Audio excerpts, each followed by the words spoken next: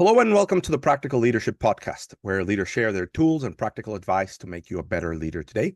My name is Max Kozlowski. I will be your host, and today I have a very special guest. She's the CEO of Bloc, an organization focused on propelling technology-focused economic development. She has been a consultant, a project manager, VC, talent acquisition, development for startups and companies. And one of the big things that she's worked on that really is interesting and appealing, and to all the startup world out there, she was part of Techstars as well. We're going to get to hear a little bit about that. When I first heard about our guest, I heard her described as a rising star, and boy, has she risen. And you can only expect more great things to come. And one of the reasons I'm so excited for her to be here today is because she does something that I believe is really near and dear to my heart, something really important, which is what she does is ensure that we all have a better world by focusing on and developing and infusing technology in everyday life, focusing on helping startups and just making the world a better place. So I am thrilled that you're here. I feel safe and that the projects are in good hands. Ladies and gentlemen, Ileana Gonzalez, nice to have you here today. Thank you for joining us. Of course, Max. Thank you for having me. And yeah, such a sweet introduction. Well, it took us a little while to make this happen. You've been super, super busy. So tell us a little bit about what's been something good, fun, happy that's happening in your world. I know there's been a lot of things, but I'm sure one or two things stand out. Yeah, lately. So I turned 30 on Wednesday. So that was Happy birthday. bittersweet, right? Kind of like leaving your 20s and everything that you've been doing. So that was bittersweet. Fun. I mean, I've been connecting with people like you, right? As I took over Bloc in September. So that's been a lot of fun seeing and getting to know San Antonio at a more personal level and learning about stories and what brings people to this city, and our stories seem to be related, and it's just home away from home for many of us. So that would be my answer for good things happening nowadays. Well, tell us a little bit about New York and being up on the building and Oh, that's right. when the group of people that were there. That's pretty special. I think people need to hear about that. That's right. Yeah. I went to New York last week. They told us that we are going to be featured for our work. I work on the side with SomosVC, which is a nonprofit that focuses on helping Latino GPs fundraise. And I'm focused on helping them learn about SSBCI funds, which are about $10 billion was released from the White House, and $3 billion are focused for venture capital and emerging fund managers. And so it's on my side, right, that I'm focusing on letting Latinos know about these funds that they can apply for, depending on where they invest, how they invest, where they're headquartered, et cetera. And so because of the work that we've been doing the last few months, we have a partnership with NASDAQ. And so they told us we're going to do a campaign for those funds that have been selected from their respective states and the partners and the stakeholders that have made it happen, which is right, me and Somos as a part of their team. And so went to New York last week and got featured. And I mean, I remember visiting Times Square, my first, I think I was 10th grader in choir, and choir took us, right? Because I had never even been to like Broadway or anything like that also. So now seeing like,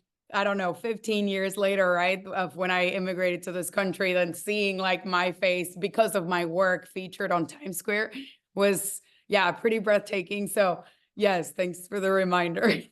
It is a proud moment for all of us, a very proud moment for all of us. So thank you for representing us so well. Yeah. So let's get a little bit into leadership, right? Because you don't accomplish what you have accomplished. You don't get to be in the position that you are without leadership, without helping people be better, do better, driving ideas, innovation. Let's talk a little bit about when you first learn about the idea of leadership. How was that for you? When did you first become aware of this idea of leaders or leadership?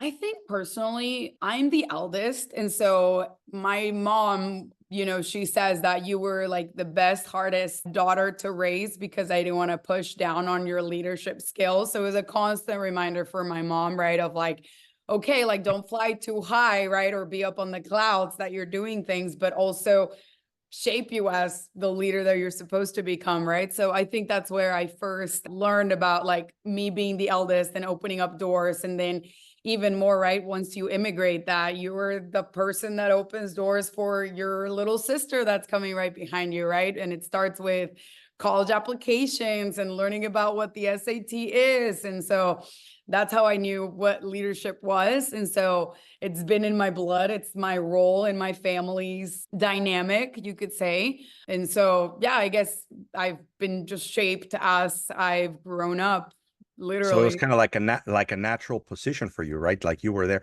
How many siblings? Just one younger sister.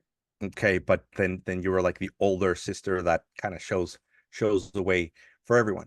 So like anybody that can wants to learn more about you, go to LinkedIn, you'll see like all the different jobs, work that you've done, organizations that you've been part of.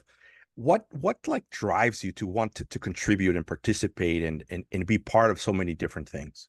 I think we all love being a part of something, but being able to create is something that I've learned the past 3 years that I have loved. And I have also, we do strength finders at Techstars, right? And so I learned that most of my strengths are under influence. And so knowing that even more for me to then create and get people on the bandwagon for things and them telling, it's constant that people tell me like, hey, can we do this? And it's like kind of like the asking for permission that I've been doing the last 10 years, but now it's kind of like, I'm the empowerment, right? For people to be like, yeah, like, let's do it. What do you need? Right? Let's build it. And so I think it's that feeling of like community feeling, but also empowering others and them to just, launch that, continue to empower me to do what I do.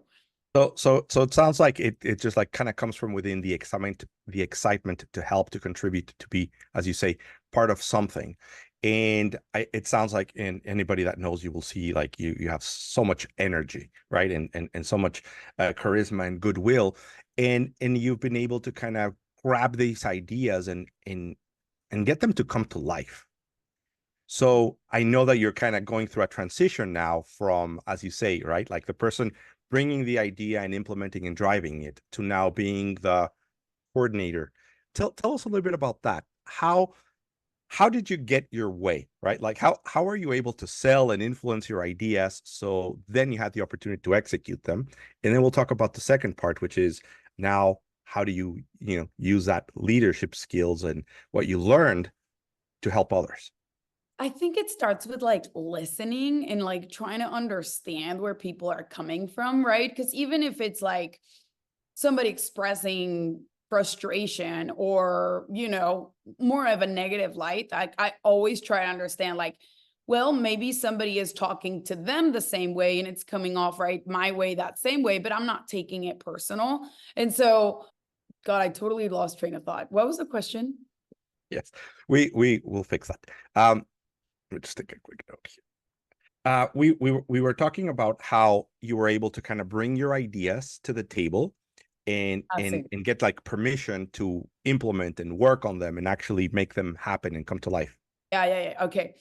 Um, so I think I started realizing when I became student body president, where people were like, hey, can we do this? Can we do that? Right. And I'm like, yeah, a little bit hard to be the facilitator because people naturally, not a lot of us are entrepreneurs, right? We're not founders just because in some people it's in their blood that they are, and some people it's not in their blood, right? To just like launch it, or they haven't had that nurturing environment around them that they are empowered or can say like, well, if he can do it, I can do it. And you hear that phrase everywhere, right? But it's not until like you see it or you go through it that you realize that you really can do it, right? So it's always, I started realizing then, and then also listening to people, right? And like relating, and then me trying to like relate it and see what clicks for people once I pitch an idea or tell you about a concept. And so learning about what's important to people and then positioning what I build or what I'm creating in that importance, right, for them is, I think, the way that I've realized that that's how I can influence. And I think, yeah, the energy level, everybody talks about it, right? But like, I'm so used to it that now, like, I'm realizing, right, the level of energy that I also have. So it's just exciting. And I think the positivism and, telling you about like, this is happening in the world or that's happening in the world. And people just want to be attracted to ideating, brainstorming, and growing with you. So I think that's the best way that I've done it. Excellent. So now let's talk about the second part, right? Like the transition. Yeah. So now you go from being the person that can identify the opportunities, conjure up something, gather the troops, go and execute, right? You've gotten so much stuff done. And now you still have to get some stuff done, but you have to start getting even more stuff done through others. What is that transition like to you? It's hard. I mean, it's always hard to being one individual with your little impact in your life, how you want it to be, to now being the entire city, right? We are the only nonprofit that's solely focused on tech in San Antonio. And so it's a big deal, right? But I'm super excited and everybody's been connecting with me. They reach out, I jump in, I go to happy hours, cafecitos, And so the transition is hard because I can't do it all by myself, right? So using that influence to recreate my board of directors to start, right? Because, the boards have to have some new people, new fluency, new ideas, and people that are committed to who you are, right, as a CEO and how you're positioning the organization to be. So creating committees and telling them like, I need your help, right? And like, delegating is the word that I'm using, you're looking for. So it's been a total trip, but it's awesome because once I set, right, like the structure of it, people are now jumping in and like, oh, like I can do this. I think my most exciting thing, and like, my love for my alma mater, but like seeing the UTSA students now, like join the community, tell me what they want to do. And me telling them like, I got your venue, I got this, like go do it. Right. I think that's what's most exciting. And me just letting it go and letting people flourish. Like I've been allowed to flourish, right, these last 10 years as well. So I love that idea of being allowed to flourish. So we've got a lot of entrepreneurs as listener, business owners, and just a diverse group of leaders. I love the idea of flourishing and helping others flourish. Tell us a little bit about some experiences that you've had that have allowed you to flourish. And if you could squeeze in some tech stars, right? I have like a little bit of an obsession with them. So yeah, I'm just curious, right? Like how do we help others flourish? Honestly, if you're a boss, if you're a manager, like there's no better position for you to allow, right? Like who's coming after you to flourish. And I can tell you, like, I've had like the best bosses, you could say, or mentors, right? Really, because we were in really like boss interaction, but it was more, they were mentors, right? Like David Hurd, the previous CEO of Tech Bloc, he literally, I mean, I to the day still have like his social security number. I can log into his Amex like account because he trusted me that much, right? And like he knew that I was just gonna get it done. So I mean, that's huge, right? Access, but even the little things that you think don't make a difference for you to just take over and give people ownership is huge. And so at Techstars, I mean, Ryan Cooter is like one of the best managing directors for Techstars, and we're the Anywhere program, right? So he recognized in me, right, like my global international like background, right? And he just literally allowed me to like, I would go to a wedding in Guadalajara, right? And I was like, boss, can I do a happy hour here? Like, I'll meet founders. And he's like, yeah, you do you. Like, I was never told no. And I think that's what's awesome about Techstars too, right? Of just like, there's just the name recognition and what we can do as the network that has built around Techstars is awesome. I mean, the mentors, the investor relations, like investors network that I created even for my own program, right? Because that was my duty, right? Is awesome. And so I would throw happy hours. And then I met like one of my really good friends who's now a portfolio company for Alamo Angels a year or two later that I met him right in person. So I think being that person that allows people to go with their ideas instead of just crushing them, I think it's huge. And I've been told no multiple times, right? In different ways, but I think I've been told yes more than the usual person. And that's why I've gotten to where I've gotten. And the empowerment also of Ileana, like you can do it, right? And I mean, I've gotten amazing phone calls once I became Bloc CEO, and it was just people of like, Ileana, if anybody can do it, it's you.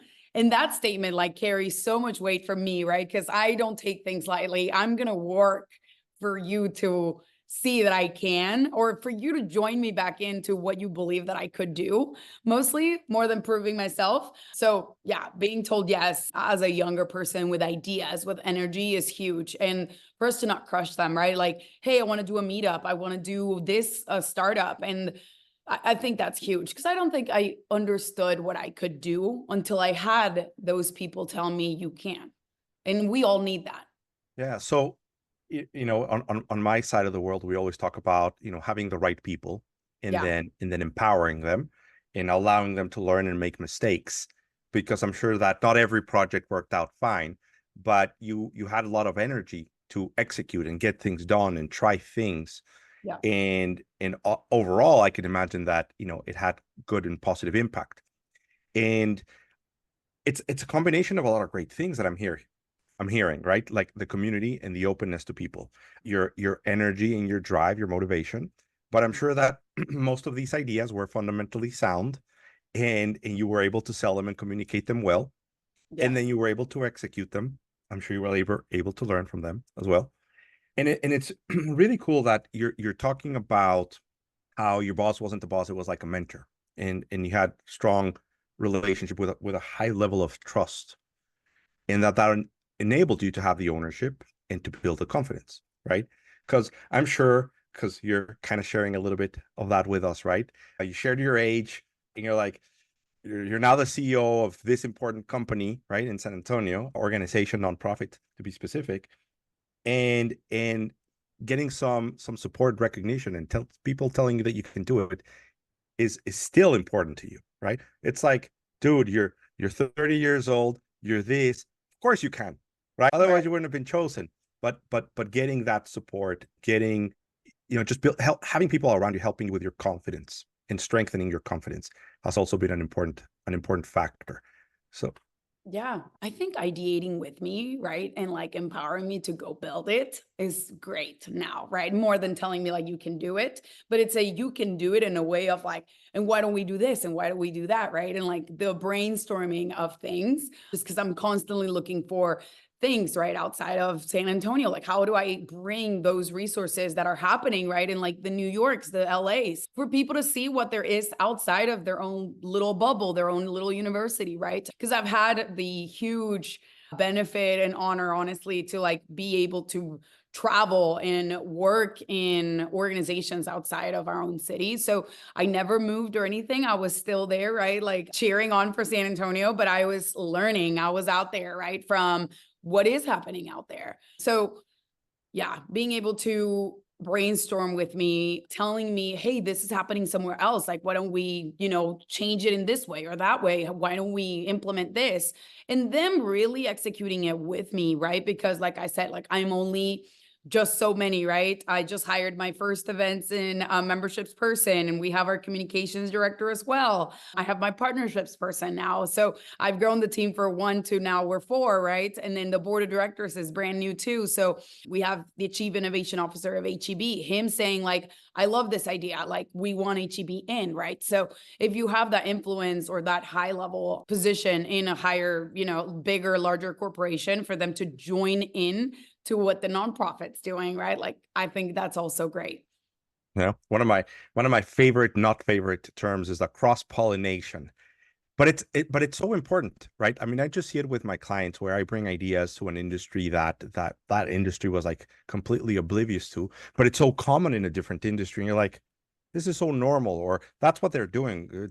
This could work here. It's so obvious. And it sounds like an important ingredient to your mix. The varied experience and the willingness to go and learn and contribute and to do a bunch of different things, and not just say, hey, well, let me just be really good at this little world, but let's take a look at everything that is around us. Totally. So let's talk a little bit about what it's been like to be a leader so far, And what are some of the challenges that you see going forward? Again, like I've said, it's been fun to see other people jump in the bandwagon and like we're now going, right? And it's not just locomotora, what do you call it? The front, what's it called? The steam engine, the engine. You're right. You're not just the front engine, right? Like now there's a lot of wagons right behind me, like following.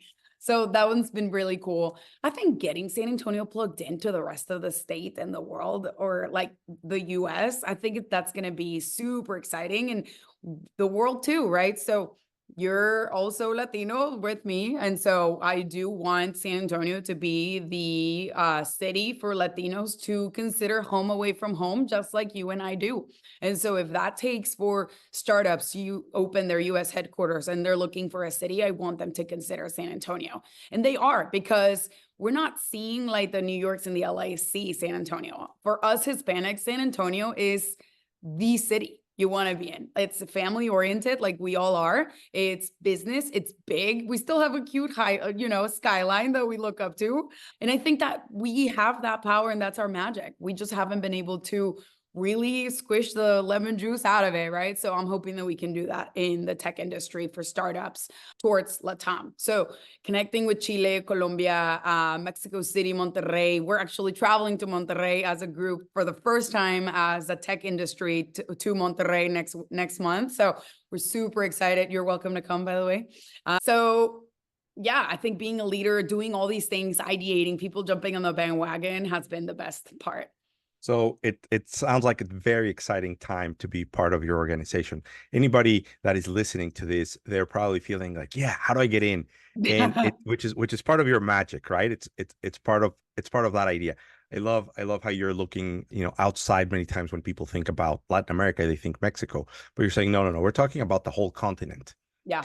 And opening it up, and there's all these reasons why we should do this, and there's all these reasons why it will benefit the city and the state and the country. So I love that approach. So let's talk a little bit about your team, who you have, who you don't have, and like what are the challenges in building a team that can handle this machine that you're trying to build.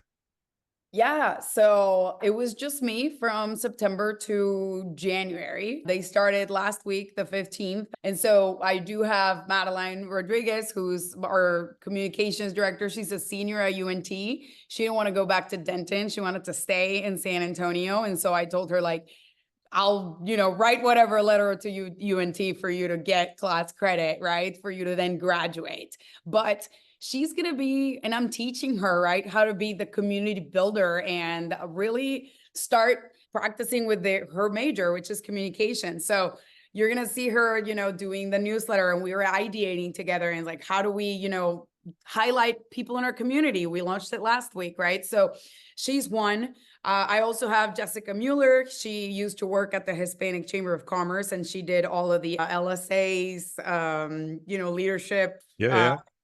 What classes. So she's jumping in as my events and memberships person. So we're going to be, launching Women in Tech, and it's a whole day with AME, which is the Association of Mexican Entrepreneurs. They're starting the breakfast. Frost is coming in as well. So it's going to be just a lot of events. Jess is a superpower. I'm super excited to work with her again. Actually, we used to work together 7 years ago, and then I just brought her in. And then I have Ricardo Diaz, who used to work at a startup for construction called Procore. He was sales throughout LATAM. So he's joining me in all the trips down to Mexico City, Guadalajara, Monterrey this year. Not to be my sales guy, right? But like to also do those partnerships and how do we continue them as well. And then obviously me, and I'm doing from, redesigning the website and handling everything to doing the fundraising. So let's talk a little bit about, the actual organization. Mm-hmm. So tell us a little bit about, what it is, what it does, why it's important, and how people can participate or contribute. So TechBloc is the nonprofit in San Antonio that is pushing the tech economy forward through advocacy, networking, and economic development. We were born in 2015 where Uber and Lyft were kicked out of the city. And so it was, created as a movement originally of all the techies because local government didn't know or wasn't aware of the impact that Uber and Lyft could have in our city, especially in how other people view us, right? Because when you step out of an airport and you don't see Uber and Lyft available, what does that tell you about that city, right? And so that's why TechBloc started. And so we reached our peak, right, of 5,000 members. My newsletter reaches 10,000 people, like weekly, right? And we have an open rate of 49.31%. I looked it up today. So we are that, organization that empowers others to let's do a meetup. Let's put everybody together. How does this work? How do we create executive committees on, right now, this year is going to be all the hot taxes, right? For Airbnbs. They don't know how to handle it. They don't know what platform is actually going to be used. How do we get people to pay those taxes so that it doesn't happen like Dallas, where there's no more Airbnb, right? And we are a tourist city with huge Airbnb demand. So how do we make that happen? And we are the organization that local government goes to ask these questions, right?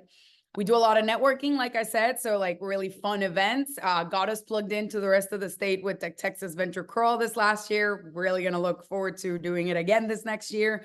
We're going to be a part of the gala for Texas Venture Alliance. So we're just doing all types of things. Meetups for techies to code together. We're doing tech conclaves at private houses. And then we also do the economic development. So we're about to launch a couple initiatives that you'll hear about later on. Awesome. That sounds excellent. So maybe some of our listeners are saying, hey, I have a project or I have an innovation, can I get funding? Can I get support from this organization? What are you right for and what are you not right for? And where can they go based, on where you stand? So we're a nonprofit. We're not a fund or anything, but we do have that network to, connect you to the right investors or angels. So Alamo Angels, right? Really close friend of ours. They're on our board. Could really help you with, hey, maybe you want to be a part of their monthly pitch event, right? And see if you get any angels on that side. We do have our startup membership on TechBloc. And so that connects you to over $250,000 of perks on different platforms from Asana, HubSpot, Deal, you name it. And we also are putting resources out there for startups. So how-tos. I have a channel, Max, that has our only San Antonio startup lawyer on the channel. So you can ask one question, he'll answer it. But then obviously, he sends you like, hey, become a client this way. But it's an easy access to a lawyer that like nobody has. But if you join TechBloc Startups, right, the membership of startups, you have that channel literally right there. Plus those perks, plus those how-tos. I'm constantly putting out information of different blog posts that I'm seeing for like, what does the VC industry look like in 2024, right? How to properly pitch. I have 125 pitch decks for them to use as a template also on the startup membership perks, right? So there's different resources that we're the connector for you, and we're putting them all in one place through this membership. We also do Tech Fuel, which is the pitch competition that Bexar County Innovation Fund funds. So you have the option of winning the grand prize of $52,000. So we're not a VC fund, but we do get you plugged in, and obviously open up the doors to the largest pitch competition in San Antonio, which is Tech Fuel. And that gets you exposure, that gets you just better connected. And yeah, that's what TechBloc is. Thank you so much. I think that'll help a lot of people understand what it is and what it isn't. I believe that anyone that's interested in entrepreneurship, innovation, going out and starting your own business should connect, right? It's not necessarily right for everyone. And this is a question that I have. Does it have to be tech related? Like somebody might have an idea of a business or something that they want to do, but they might say, well, this might not be right for me because it's not necessarily technologically related or it's not technology driven. What do you say to something like that? Like, should they still connect? Should they still reach out? So I think it depends, right? So we are going to be very, strict on it is startups, right? Because we do have partners, right? Like Launch a Save, you're a smaller business for you to connect with. And they have their own memberships, their own networks that we can connect you to. But for Tech Bloc, it's going to be more, right? Like, but I am telling, for example, the CPG crew, right? They're like, Ileana, like, we need to automate this and it's tech. So can we do like a tech and CPG kind of meetup? And I was like, of course, right? Like, and like I'm powered. You asked me about platforms that I used previously. So I use Notion, Airtable, that those are my superpowers. So me telling them that I can teach them Notion and Airtable to connect to their QuickBooks to order supplies because they're running low and they don't want to do it manually, we can do that, right? So it really depends. We're not really doing small business, but at the same time, you can become an individual member, which is different from the startup membership, and connect with us on, hey, like, do you know how to do this or that? And the more that we see the demand, the more they're like, okay, we need to do a meetup on this, right? Or a meetup on that, but it's strictly tech related. Excellent. Let's switch gears a little bit, because I see all sides of business, right? I see like a startup plumbing business, or I see the 20 million or $50 million plumbing business, the tech startup, the tech giant. One thing that I consistently see is that the thinking in venture capital, the thinking in startups seeking capital is different than that traditional business. I think it tends to be more strategic. It tends to have a wider, longer term vision, and because they're asking for capital, non-traditional capital, it has to have a certain level of sophistication.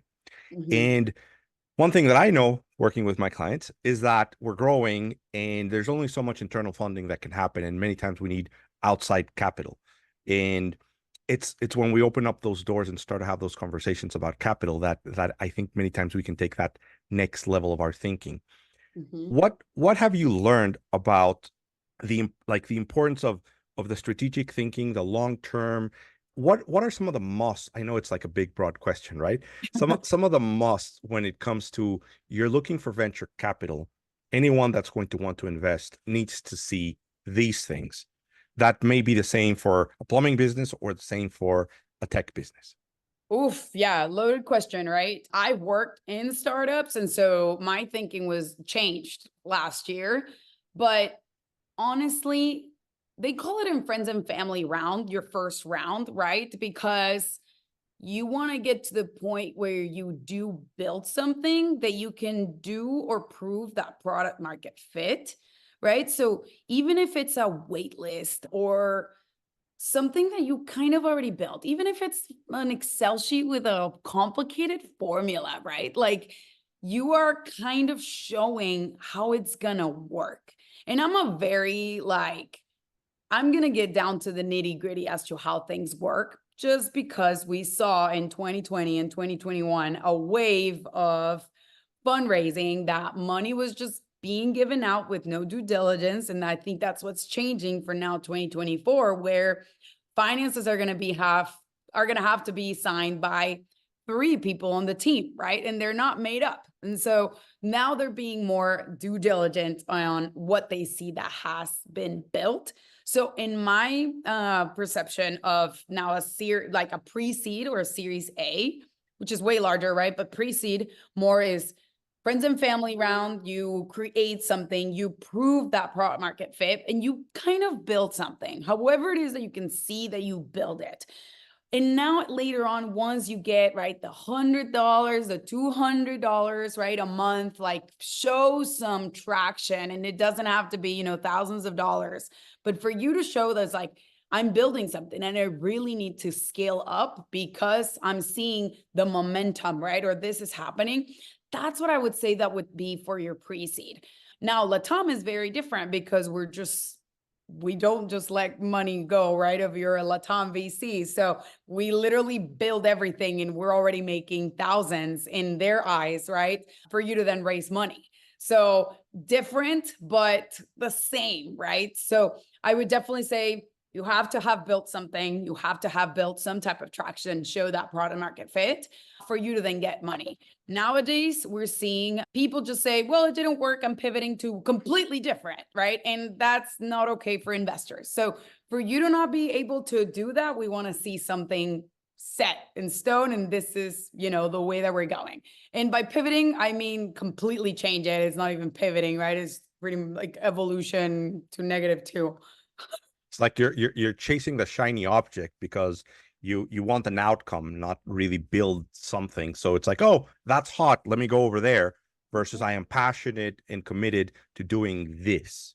Like Exactly. purpose. Like we want to see you stay on it until you figure it out some way or another, but not in a way of, well, I'm going to go cook whatever hamburgers now type of thing, right? It's like all my funding goes here because I'm seeing it in a lot now, right? Like that the 2020, 2021 rounds, and people are now finishing up their rounds, 2023, 2024, and you're seeing them literally so fast. So now with 2024, you're starting or whatever, like build it, show the traction, show the commitment, and show how you've probably pivoted a little bit, but you're still on it.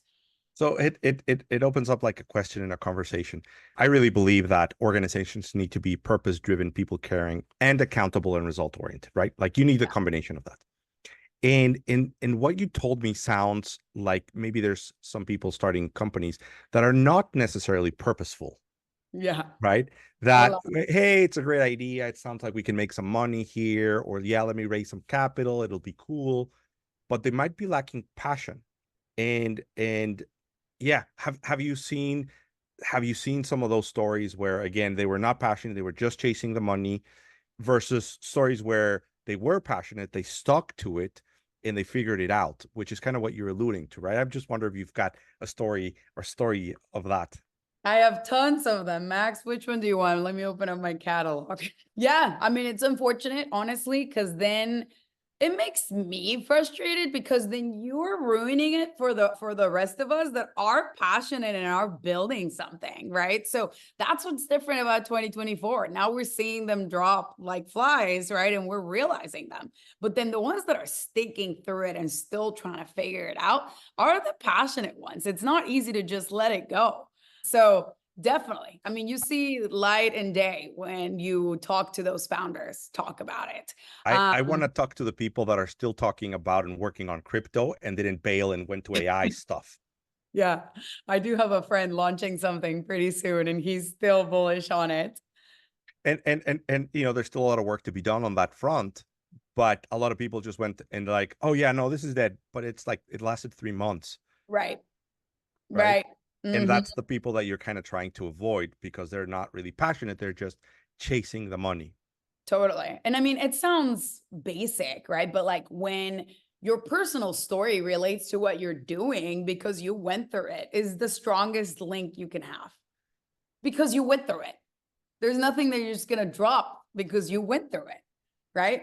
So like me telling you about my goal of I want Latam to consider San Antonio home is literally me. So I'm not just going to drop it. And I don't know how I'm going to do what I'm setting ourselves to do, but I'm going to do it. I love that, right? I see that attitude in the biggest success stories. There's a dream, there's a passionate, there's like a goal. I don't know how I'm going to get it done. I just know that I have the resources, the support, the creativity to make it happen. But and that's when really great things happen. On the other hand, when people know exactly the steps to get something done, it's probably not that big of a dream. It's probably not that big of a goal because they can already see it, which means how stretched could it really be if you can see it perfectly? So, just right there's like a sign of you're going to do something bigger than what you think is possible right now. Yeah. And I think also having those clear steps is because you're cutting corners and that's where you fall because you cannot cut corners if you want to build something correctly. Tell me more about that. Yeah. I mean, saying that you are this when you're doing something different because it's work. You'd be surprised how much people don't work on the nitty gritty hard thing and they just cut corners and say they are. And it's like, no, people see right through that eventually. And that's how you fall. Okay. So, all right, tell us a story. Do you have a story? Not anyone specific, but I do see, people wanting to like preach the hard work, no, not doing it. Mm. So that to me, and again, yeah, like we all realize eventually you're saying all these things, but you don't do them. So I don't open up my mouth and I say that I'm going to do something when I know I'm not at a capacity or know that I'm going to do it. I just do not even put myself in that position. And a lot of people do. Right. And I think that's where also the story of like your founder story and what you're building don't match up. And that's the way that you're just cutting corners, right? What, Eventually people see it. so why do you think that happens? I mean, do you think that it's a matter of people don't have the resources, the resourcefulness, or do you think they have like a conflict within the profiles, right? Like you've got the profile of the person that's the dreamer, the ideator, but that's not necessarily the same person that can get things done. Not typically, right? Except if you're Ileana or something. Do you think it's like, hey, you didn't build the right team that can go from this idea, bring it down, evaluate it, and then actually execute it? Or do you think that there was never like a really good intention, or there wasn't clarity? What do you think's missing? Why do you think that happens? I think we live in an age where posting on LinkedIn and Instagram about how great you are overtakes a lot of people's thoughts in doing the hard work. And that's what I mean by you're cutting corners or you want to sell this, right? And sadly, we see in us Latinos, right? Like we don't fail up, but then we see the Adam Newmans and they fail up. I still don't get this Apple icon thing or how I'm doing it. There's one for balloons. Anyways, so like that's been very difficult. Like seeing who are the actual doers and who are just the ones that go to the event to say they went to the event, right? So Okay, so let's talk a little bit about that, because I think we have that problem in all business. We've yeah.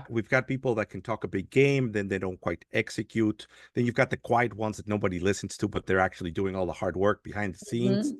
What are Mhm. some ways that we can identify them? How can we identify the people that are really doing the work but might be quiet versus the people that are just like outgoing and popular? I think always just analyzing the reason behind the why.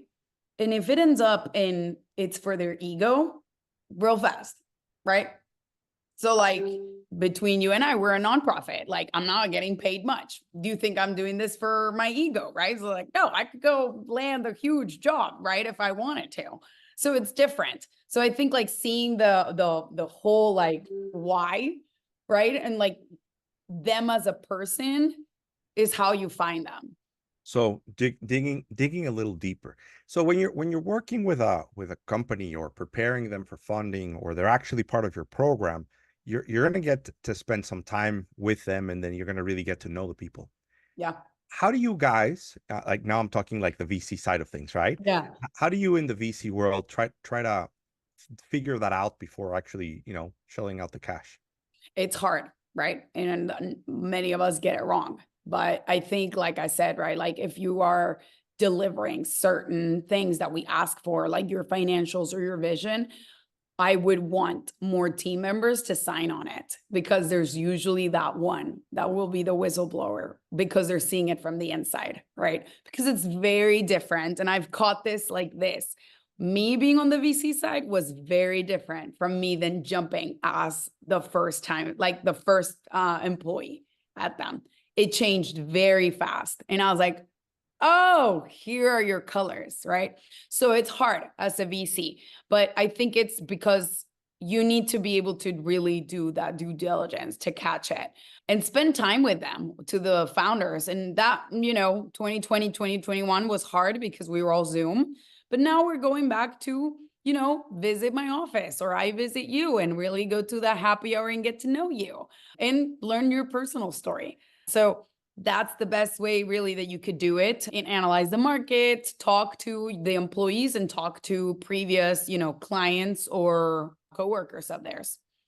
I like the talking to the previous employees, right? Yep. Because they're not there anymore. They're going to be maybe more open to tell you what's really going on in Totally. there. So you've got, imagine what, you did your due diligence, you've got the right person, they are passionate. What's the next key thing to be able to really get the outcomes that you want? As or that the the VC VC wants? investing in them or as the founder? As well, let's take a look at both perspectives, right? Let's Yeah. start with the investor. Honestly, like I'm seeing a huge need in VC for the platform role. Because once you have a big portfolio, how do you really help them, right? As the investor, because you continue to need help. And it's hard as the investor because so many of them, right, like have never even built or been in a startup.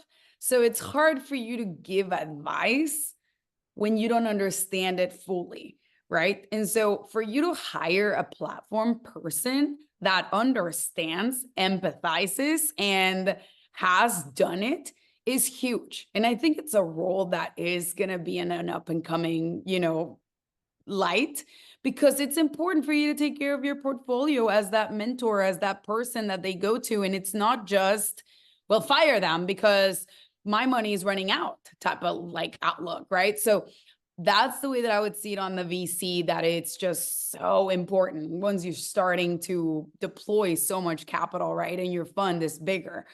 On the So startup so side, really, sorry yep, to really call it like as a partnership where you're really playing a role with them, not just feeding them cash, but having a role with them, and then having the right people on the team that can really be supportive of them.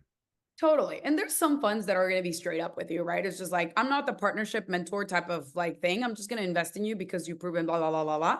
But the majority of them will also sell you a narrative, just like you have to sell it to them, that they are the partner, they are the mentor. We want to be there for you, connect you to resources, right? And so, how are you properly scaling yourself as that, VC, but also hiring the right person to continue to do it and not just give the advice of fire them, they don't understand you type of thing, or where's my money, or I want to see my returns in 2 days, right? Or you're not doing this right, you're not doing that right, right? It's more of, I mean, everybody needs nurturing, especially when you're a founder. I mean, the imposter syndrome is real. So yeah, that's where I see on the VC side for you to like help your portfolio the best way. All right, talk to us about the other side and the imposter syndrome. It comes in hand with this. I mean, you constantly have your investors when you have your, meetings, or you're sending out your investor updates, and they're constantly telling you, where's my returns? Where's my money? Why haven't you done this? Why haven't you done that? Right. And they're not even in the nitty gritty part of the whole startup. So I think really growing with who you end up hiring is huge.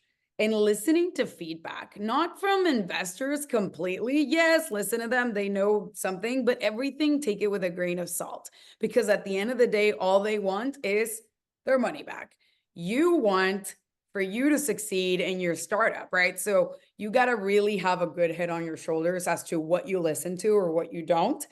And then really, I think being the employee, right, previously of a startup, if like, not that I'm completely right all the time, but if they would have listened to me in some things, they wouldn't be where they are right now.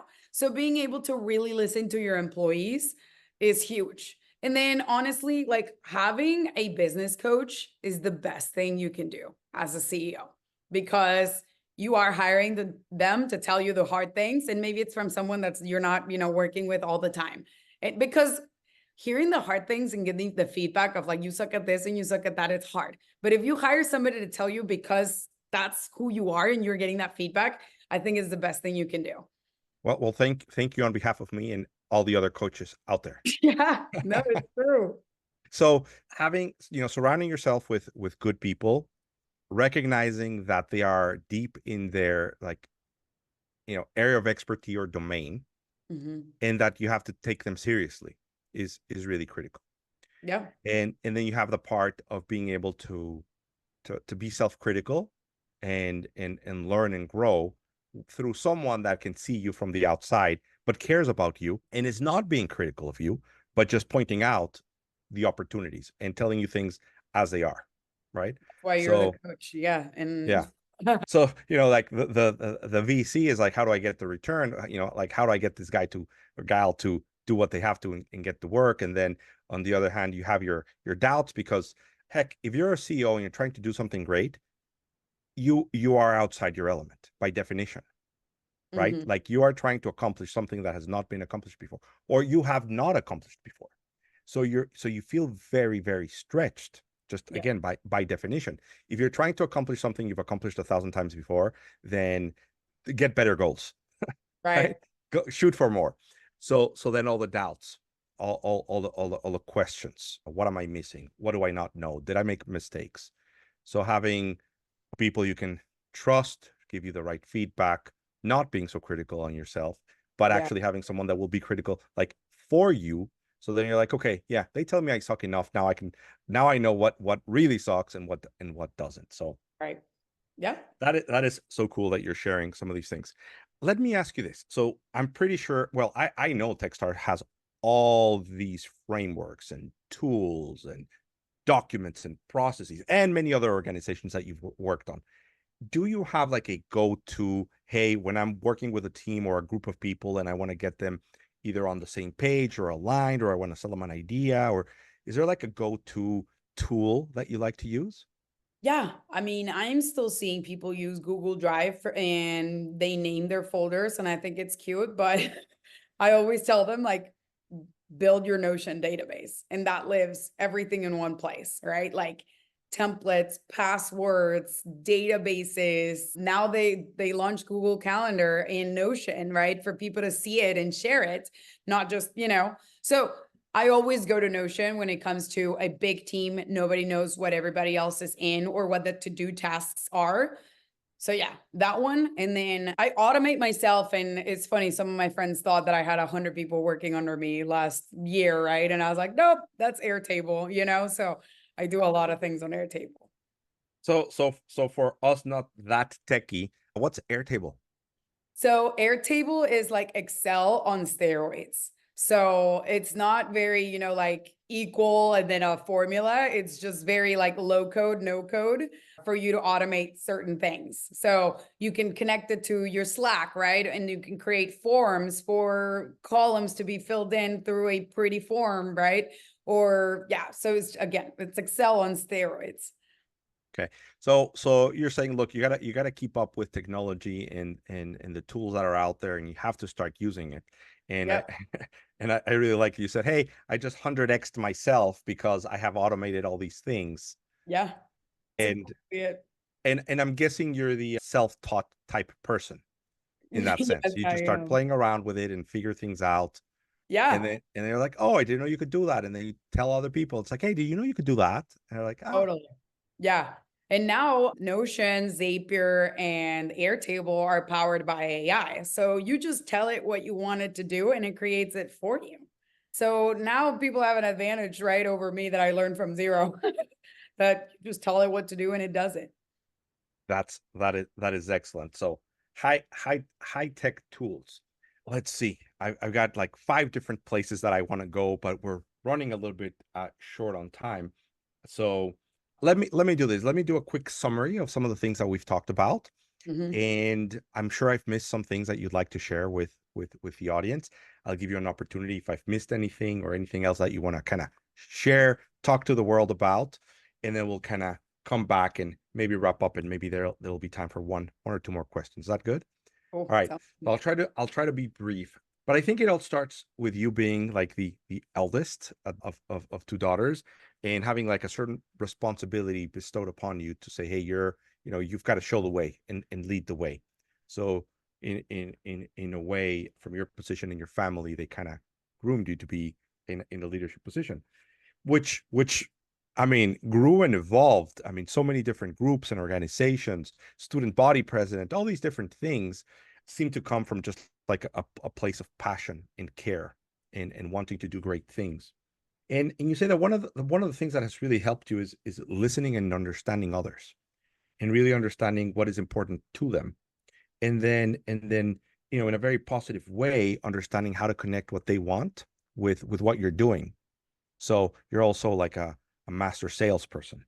And then then we talked a little bit about the importance of building a good team and a good team around you. And we're talking specifically about TechBloc and saying, hey, I need to build a board around me that can be really helpful, supportive, and being able to attract them through a vision of what you're trying to do, right? So it sounds like what you're building is like tech Bloc, as you like to call it, on steroids, or 10x. The vision is much greater, bigger, and more empowering. So you're able to attract top talent to the board and get people to help and support. We talked a little bit about, what allowed you to flourish in a way and how you help others flourish. And you said mentorship, right? Making sure that, the people that you work with are not a employee boss relationship, but a mentorship relationship. There's high levels of trust in that they enable you and give you ownership of your projects. So give ownership, take ownership. That you have to allow them to ideate and identify the ideas that they're passionate about and give them a lot of yeses, and let them go and execute and see what they can do and be supportive in their execution. And along the way, building their confidence. So helping them have the confidence to execute what they dreamt of and what they are trying to do. And when you kind of combine those things, great things will happen. One thing that is very consistent in everything that you've said is this desire to help, right? Figure out what people want and figure out how you can help. And you say that, look, I do a lot of networking, right? A lot of networking, meeting people, connecting them, figuring out how they can get what they want and get what they need. You talked a little bit about one of your team members that I'm like, hey, I'll do whatever, right? I'll write you a letter.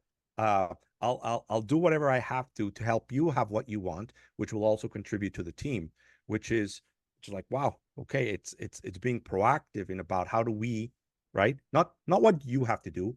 How do I help accomplish what you do and achieve? And again, a lot of networking, right? Like we talk a lot about all the different ways, but I really like, and I'll point it out because you could say, well, we'll just do, but you have like variations of these networking events. They even have fancy and sophisticated names, right? But at the end of the day, it's about adding some variety to the way that you help people connect and engage with each other and give it a few different flavors. Then we talked a little bit about like the actual business, right? And you said, as a VC or a supporter of startups, don't cut corners. And you've got to figure out how to do the difficult work. So something that I've seen a lot is you've got people that have big ideas, but have a hard time bringing those ideas down to execution and then being able to actually work on that. So that's one. And then the other part is people that want to do it because it's cool, right? It's cool to have a startup, or it's cool to have venture capital, or it's cool to be on Instagram. But you're saying, let's separate the people that want the coolness and the ego versus the people that are passionate about a cause and want to do something. And one of the ways that you said you can identify that is, what's their story, right? Like, is there a story behind that? Are they purposeful and passionate? Because I do believe that passion has a trace, right? Anyone that I know that is passionate about something has a story behind it. You're like, okay, I get it. And as you said, they're not going to easily let go. They're not going to go and chase the next shiny object because they really do care about something, and they're going to drive it and they're going to go after it. Talked a little bit about delivering what you commit to. So if you committed to something, you have to deliver. So you have to be careful what you're committing to delivering, and then be able to deliver on that. But at the same time, you also said, I have these big goals and dreams, and I don't know how I'm going to make them happen, but I will. Right? So I think it's like a matter of, hey, in the short term, near term, if I promise something, I'm going to deliver on it. And in the long term, it's like there's this big dream, and I trust that I could put the team together and that we can work through it, and I'll be passionate enough to accomplish that and succeed. So there's a lot of like stories around there in between, but those are some of the big ideas that I got. And yeah, lots to learn from and hear about. Totally. Yeah. And I think committing to the smaller things and recognizing that you're committing because they contribute to that bigger goal is why, right? You say yes, and then I don't know how, but those little things end up, I mean, I call them diosidencias, right? Which is like coincidence with God in the mix of the word. I mean, I'm blown away constantly. I was just like, oh my God, like this happened. And then I meet with this person and that united, and like, yeah, it just happens once you keep, working at it. I believe it. I believe the universe conspires in your favor when you know what you're trying to accomplish. Totally. Absolutely. One part that I forgot is the technology, right? Like the technology side of things and just keeping up with it and not being afraid to dive in and playing around with it and figuring it out. So you mentioned Notion and Airtable as Mhm. a couple of tools that can really help you automate or 100x yourself through a Yeah. bunch of automations. And it's just also a reflection of the innovative side, right? There's a better way. Let's go find that better way that you're always pursuing. There's a better way. Let's go find the better way. Let's solve the problem in a unique way. Let's be better, which is part of your whole mindset and philosophy on how to accomplish great things. All right. It's been fun. Anything else you'd like to share? Any big ideas or any thoughts? Then we'll kind of wrap up and we'll tell people a little bit how they can find you. Yeah, I mean, I referenced back to it, right? But like really believing that you can just do it is half the battle, I think. And so that's what I would want to leave somebody with, right? Is like, why couldn't you go do it? What's stopping you? And if it's the fear of failure, like nothing happens, but you go back to that job, right? Or you go back to whatever. So I would just go do it if you have every intention of putting the hard work to accomplish it. So that's what I would leave people with, that believing it and starting to go for it is half the battle, seriously. And every day it is, an up and down. Why am I doing this? But you're still at it because you have that passion behind you that we talked about. That is awesome. Believe it and be, you have to be passionate about what you're pursuing and then believe that it can be done and then you'll figure out a way to get it done. So what's something just kind of like how I opened, but how I'm closing is like something fun, happy, good. What are you looking forward to here in the next few weeks or months? I know you've got a lot of things going. Yeah, I think I'm looking forward to the whole vision coming together now, right? Of like, yeah, just the whole strategic thing that I've been working on. That's what I'm really looking forward to. And for everybody to finally hear what we're going to be doing in years to come and the impact that we'll have. That is awesome. So, Ileana, how can people find you, connect with you, connect with Tech Bloc? I'm sure some people are going to be like, well, I'm interested in the tech world or the tech community or the startup or venture capital. Sounds like a good place to start. How do they connect? So I would visit SA Tech Bloc. That way you see what we're about. There are memberships available already and people are discovering them organically, haven't launched, but it's there. It's already built. So individual memberships, startup memberships, under memberships on the tab. And there's obviously a contact tab. So we get all those emails and I'm very active on LinkedIn. That's how you and I connected, right? So feel free to connect on there as well. Ileana, well, thank you so much for being here today. Really appreciate it. Best of luck. I know you're gonna transform San Antonio for the better. I have no doubt, and I'm so excited to see it happen. No pressure. Thank you. All right, we'll have you here back soon.